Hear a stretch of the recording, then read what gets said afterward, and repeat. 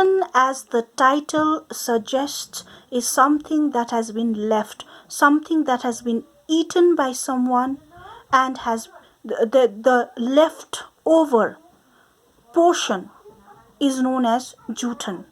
So here the title signifies how the marginalized section of the society, which in this case are the lower caste, the so-called lower caste people of the society, has been treated like leftovers.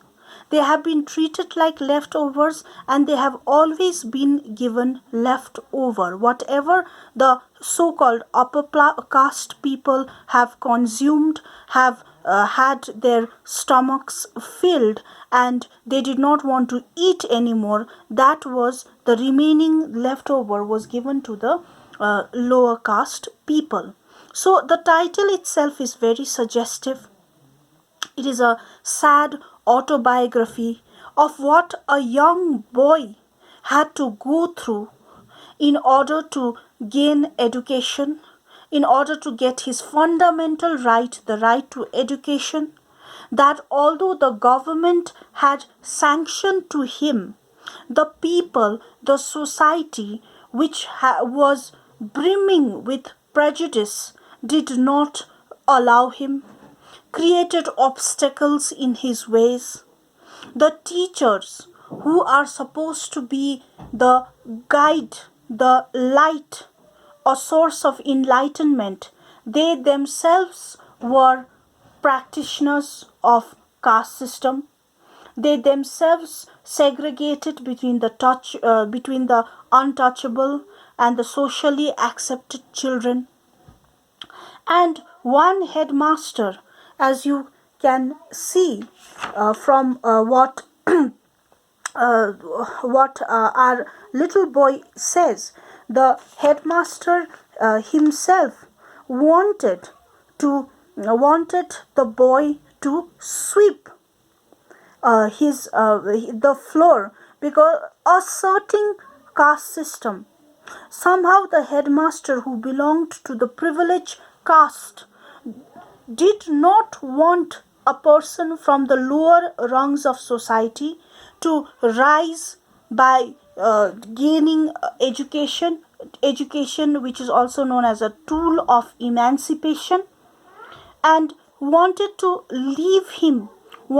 the boy to be left as the way he was, as a lower caste person. So this is what the story is about, and there is the reference to Dronacharya. And who was Dronacharya? If you look at the Hindu mythology, Dronacharya was a teacher of the Pandavas, and he was known as the best archer. And Eklavya, a tribal boy, wanted to learn from Dronacharya. However, Dronacharya rejected him because he said that he only trains Brahmins and Kshatriyas, not a forest dweller.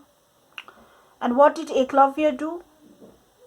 He made the statue of Dronacharya, and he practiced archery to such an extent that he became one of the best archers.